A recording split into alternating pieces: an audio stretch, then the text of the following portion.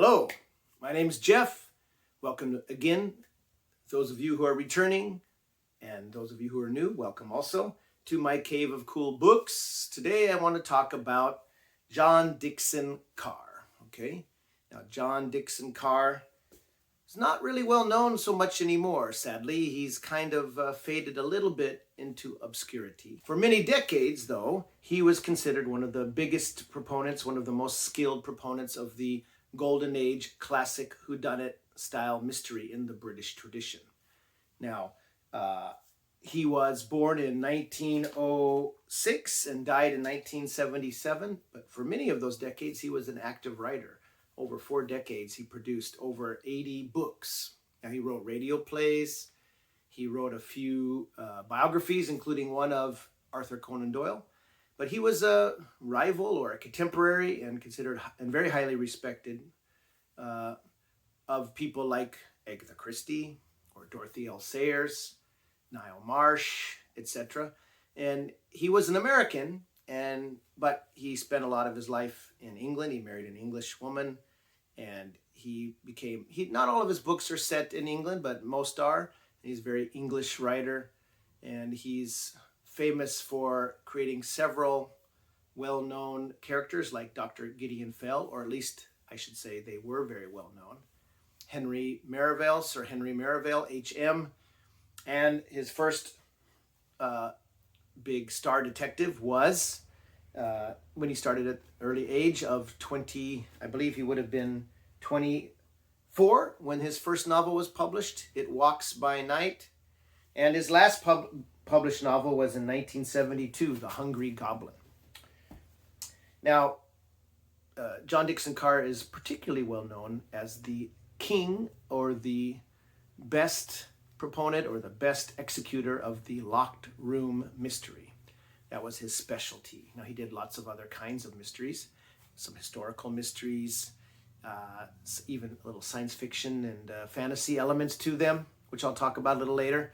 But he's widely known for his kind of fiendishly clever plots and his dark, moody, sometimes gothic atmosphere. I really, really like this writer. I've collected a lot of his books. I don't have all of them here. A few of them are on ebook form, and some of them are back in the States, as I always say, but I have quite a few here. He's a little hard to find.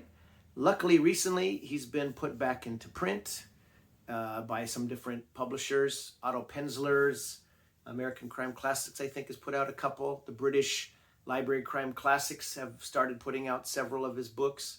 Those are very easy to find and cheap on ebook form on Kindle, and I have many of them that way. But I like, of course, physical books and older books. But for years, he was out of print, even though he published books over a 42-year span. So let's talk a little bit about some of his series. His most famous, let's start with his first detective series, of which there are 5 novels. I have all of them here. And that is his very first book, It Walks by Night, featuring the detective Henri Bencolin. Now, it's spelled like Henry with an I, but I'm sure it's pronounced Henri with the French in the French manner. Henri Bencolin is kind of a detective in the Sûreté, the French police, and these are very highly atmospheric and almost dense, foggy atmosphere. Most of them are set in France, but some are set in at least one is set in London. So I have a variety of editions. I have several of them in these great, what are these? Kensington Publishing Group, Zebra Books, I guess. Zebra Books. This one, again, published in 1930 originally. There's Henri Bencolin there. He's famous, Henri Bencolin, for having a Mephistophelian looks, with his hair kind of and his little Van Dyke beard and mustache, tall, slender, dressed in black quite often. Of course, those of you who follow classic whodunit style murder mysteries know that there's usually some kind of a genius or near genius level detective. Police procedural might have just kind of a plodding along,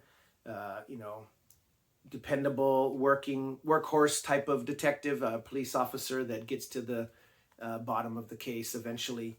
And then there's the other, not so much amateur, in this case he is a policeman, but genius at solving crime.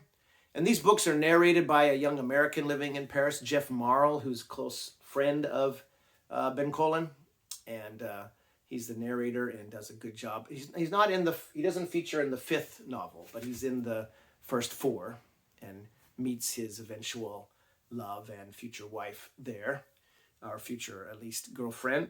So It Walks by Night is getting really, really exciting one. I'm not going to spend much time on the plot. This one involves a murder in the middle of a crowded casino, and how was it done, right? Locked room murder there.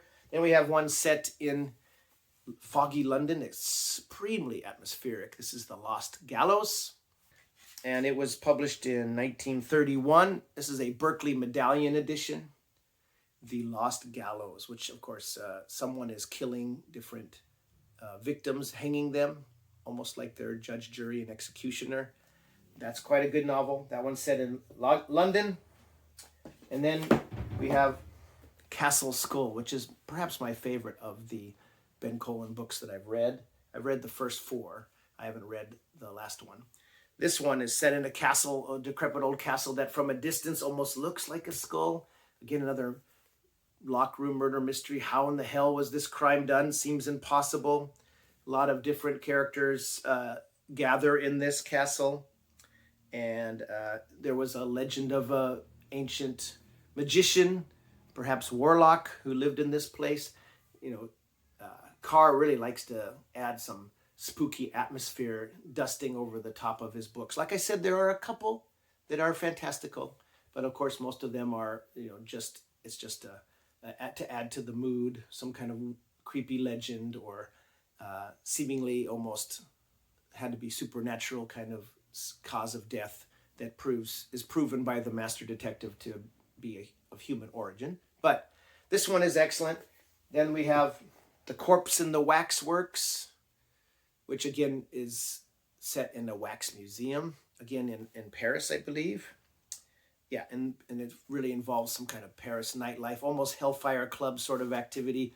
And a body of a woman is draped in the arms of a wax figure or laid at its feet. And Bencolin is on the scene to try to solve it with the help of Jeff Marl, getting into all sorts of adventures in this one. Now the last Bencolin book, so that was The Corpse in the Waxworks. These are all kind of published boom, boom, boom in the early 30s. This one was 1932. So those first 4 Bencolin books were put out in 3 years worth. And then there was a little gap as Carr started to write other detectives. But back in 1937, he returned for one last Bencolin adventure. And there are a few Bencolin short stories too, which are published in his additional kind of special features in some of the British Library Crime Classics editions that you can get on Kindle or in actual book form, more recent publications. This is The 4 False Weapons, and this one doesn't feature Jeff Marl. I guess he's off enjoying life with his new bride, and usually there's always someone younger, quite often an American or a young Englishman, gets involved in some kind of woman who's in distress or involved in the case, and the master detective is somehow friends with this person and comes in and cleans up the mystery. That's kind of what happens here. This is one I haven't read yet, though, The 4 False Weapons. This one and The Corpse in the Waxworks are were published in my editions here. These are Collier books, Collier editions with some kind of interesting kind of Art Deco style there. Now, that's after Bencolin.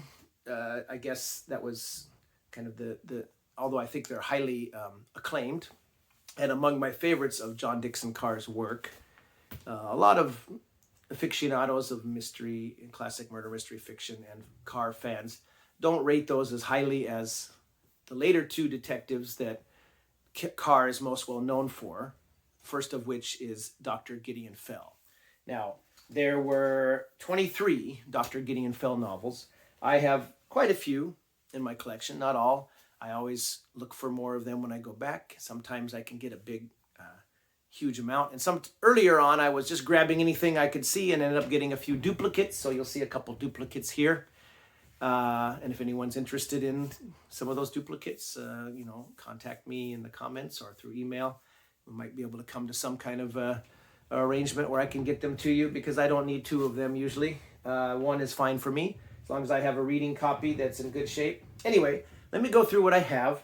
The very first the very first Gideon Fell novel I don't have in my physical collection, but I do have the second one, The Mad Hatter Mystery.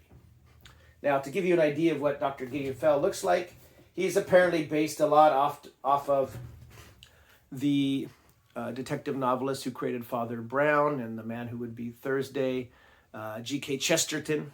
And he's a big, mustachioed man who uses a cane because he's so heavy, quaffs beer, puffs on his cigar, and is just a complete genius of wrapping up a crime. And they have kind of a little shape of him in this edition. This is, again, a Collier book, this first one, The Mad Hatter Mystery. Again, these are all often, I should say, locked room murder mysteries. And the narrator of the books is usually a young guy, single guy, maybe a writer, or sometimes a lawyer, etc., and gets involved in the case, usually with the woman that he's interested in is up to her hilt, buried up to her hilt in the case, or up to her neck in trouble. And here comes Gideon Fell to the rescue to solve the case and clear, hopefully, the romantic interest young woman of any involvement in the crime or any guilt of the crime. Okay, I have another one here, The Eight of Swords. Again, we're coming back to these nice zebra book editions. They got really nice, easy to read print inside and cool covers. These ones, most of these were printed in the 60s and 70s, I believe. I have another Collier edition, The Blind Barber. I'm going through these in chronological order. Okay, so the earliest Carr novel that I have, The Mad Hatter Mystery, was published originally in 1933. So right after finishing the fourth Bencolin book, Carr started writing Dr. Gideon Fell. And so going through time up until the late 60s, I believe, when the last Gideon Fell book was published. So we have next from 1935, Death Watch. Again, we're back in these Collier books, a different kind of form with the previously seen slightly Art Deco-y or interesting sort of covers. And then same publishing house, To Wake the Dead. Okay. And The Crooked Hinge. I have two copies of The Crooked Hinge. Okay. Again, I probably grabbed, just different cover. Do I have that one? I don't know. Grab it, and just ended up with duplicates. Okay, so this one is cool, and maybe this Collier edition is a little easier to read than this one, but this one is also interesting with a purpley color on the cover there. Then we have one that is just basically a couple that are falling to pieces, sadly. I need to do some serious repair. This is The Problem of the Green Capsule. And this is just falling apart, sadly. I didn't realize it was in such bad condition when I bought it, or it didn't survive the trip. This is a Berkeley Medallion edition and originally published in 1939, The Problem of the Green Capsule. This is supposed to be a really, really good Dr. Fell mystery. I haven't read this one yet. I need to try to repair that or get a better copy. I have another one. I couldn't pass it up, but it's also falling apart a little bit. But it's a beautiful Dell book edition. To Wake the Dead is this title of this one. It's got this really cool, classic kind of cover, probably from the 50s. It's a Dell book. It's not a map book, but it's got some cool illustrations of the location of the murder on the back there, maybe. When was this? As you can see, it's got this nice interior on the inside cover and an inside back cover, but unfortunately that first page popped right out. I don't know. Anyway, this was published, looks like 48 maybe, and but this particular edition, yeah, seems to be that original 48 printing, so it's seen better days. So this is one that should be a bagger, bag worthy for sure if I can get it repaired up. It's in kind of bad shape. Then we get back to these nice Zebra Books editions, and I have read this one, The Problem of the Wire Cage. In fact, this was the very first John Dickson Carr book I read, and the first Gideon Fell book I read. And it's especially, maybe slightly outlandish, but very clever resolution, or, well, how the murder was committed is quite interesting. And it's involving a green tennis court for this one, tennis field. Then we have another of these cool Zebra editions, The Man Who Could Not Shudder. So now we're getting up into, I'm guessing, the 40s with these, originally published 1940, yeah. And I have another one with a really cool cover, and this is a Bantam, The Man Who Could Not Shudder. Pretty cool cover there. Maybe put it this way is better. And some interesting, nice bats on the back, right? John Dickson Carr, greatest living detective story writer, solves the problem of the man who could not shudder. Again, this has got some kind of superstitious angle to it. We have the case of the constant suicides. This is not the most attractive cover, but not bad. And this is a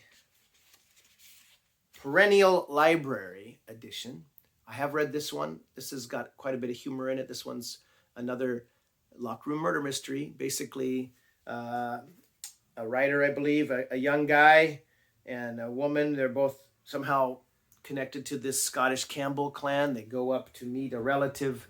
They're not related enough. They're distant enough from each other to make the romance palatable, not too hinky or gross. And the person they're supposed to meet, their grand uncle or whatever, he apparently seems to fling himself out of a castle tower. The door was locked inside. How was that murder done? Pretty interesting. And we have Below Suspicion. There's my, I loved ABC Books. I got so many good books there, but man, I wish she wouldn't have put that stupid sticker right on them. For a lady who was so good at collecting books to sell on her bookshop, she should have known better than that. Anyway, and there's an interesting Valley of the Dolls advertisement on the back. I'm not quite sure what that's doing there. We're now up to, this is a Bantam, by the way. We're now up to, I think it's a Bantam.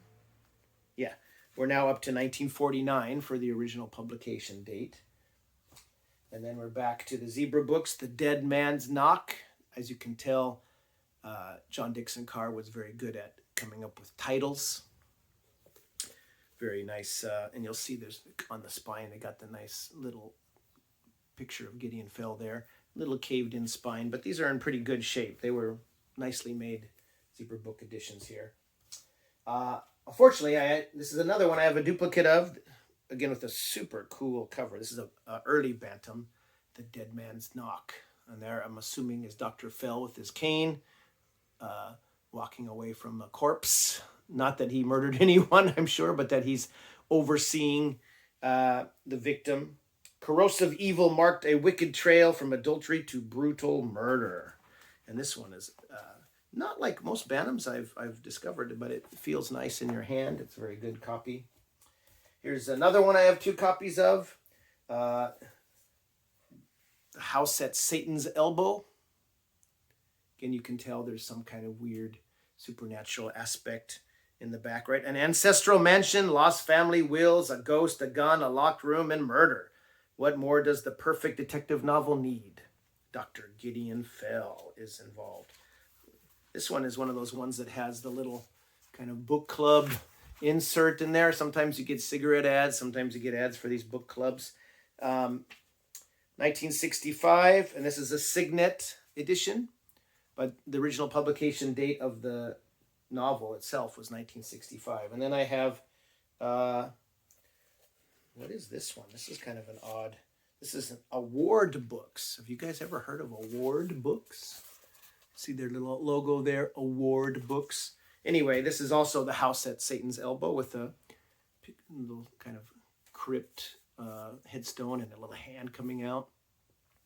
Not as cool as the other cover. I think I vastly prefer this cover, even though it's just some gloves and a gun, but it's got a nice color and scheme and more of a cool vibe, I think. Okay, we're almost done with the Dr. Gideon Fells that I have.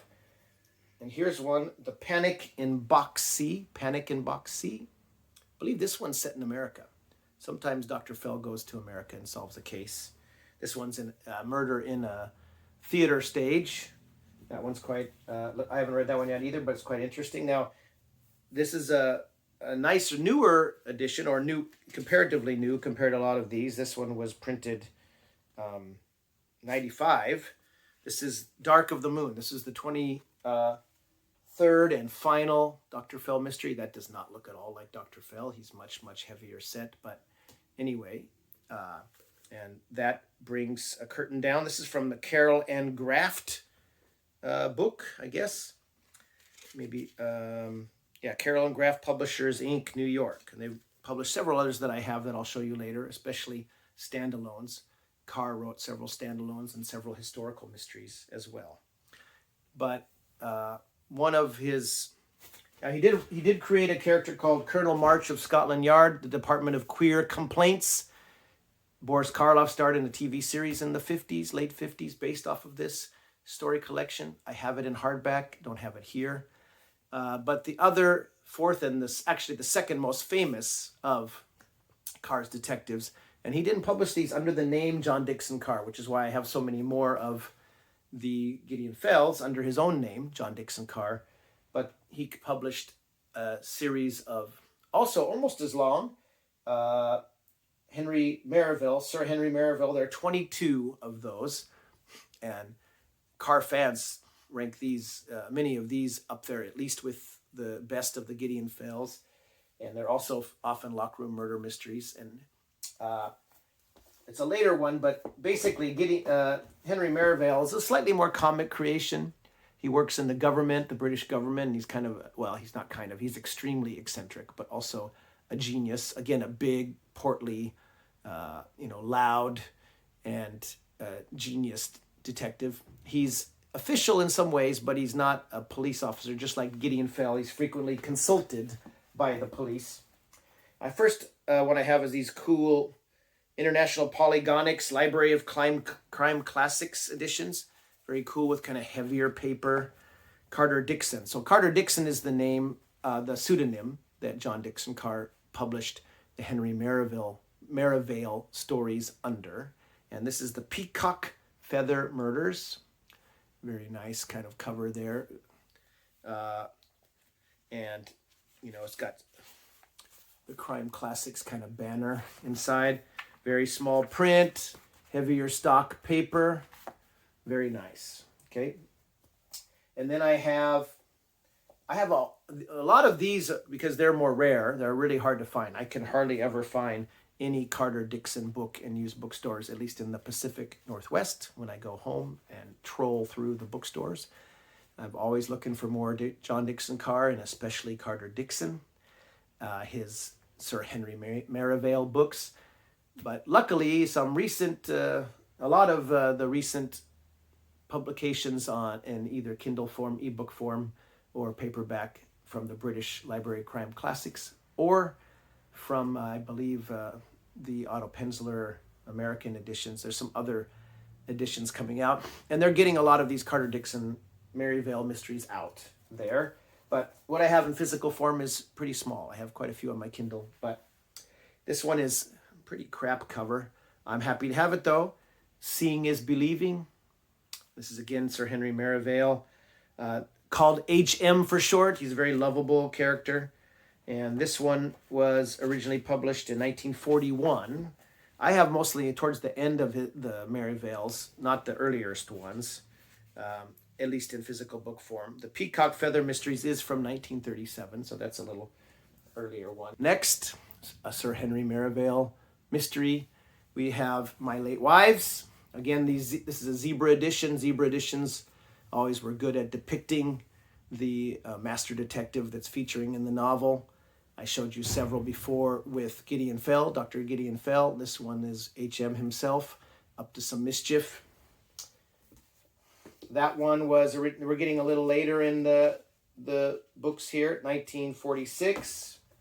The next one, and this is a Belmont Tower book, which I don't have many of those, and this one was published originally in 1949, and that's A Graveyard to Let. The drowning pool on the back, probably some dead body. 4 persons dived into the swimming pool, 3 came out.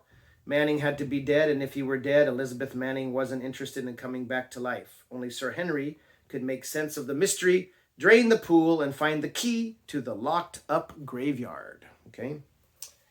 And then we have, I believe, the last, or one of the last of them. This was published in 53, so it's definitely not the last, but it's the last I have in physical form of H.M.'s books, The Cavalier's Cup. And this is about a cup in a house that moves, like there's a ghostly apparition moving it. How did it move? The wife of the owner of the home, the new bride, comes to Sir Henry at his neighboring estate. Sir Henry quite often gets in a grump and is off doing something else, in this case dictating his memoirs, and doesn't at first want to get involved in the mystery, but eventually is intrigued and comes in and solves it. And of course, it's not just a cup being moved. There ends up being some kind of murder, I'm sure. And now, this was under his name, his own name, John Dickson Carr. He published many, many standalone mysteries and some historical mysteries. He only did that kind of with one under Carter Dickson, and that's this one, The Bowstring Murders. And again, it's a zebra books with a picture, a painting depicting the chief detective, who is Sir John Gaunt, alcoholic sleuth, alcoholic theatrical. I believe is he an actor maybe? And this one again is a one-off and seems pretty interesting. I haven't read this one yet. Okay, and to finish off, I'm almost there, guys. Bear with me.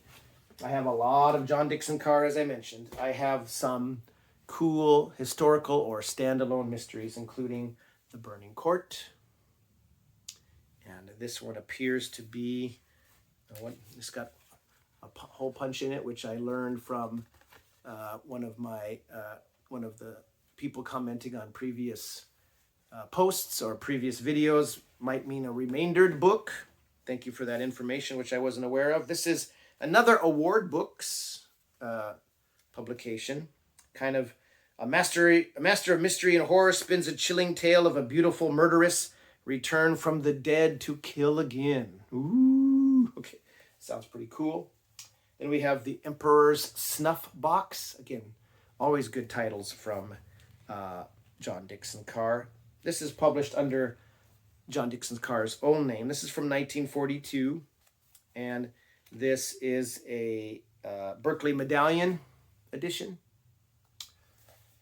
Then I have some more of these newer Carroll and Graff ones. This is The Bride of Newgate. This is another historical mystery. I don't like the cover particularly, but it looks like a good book. It's set in London, 1815, so definitely in the historical period.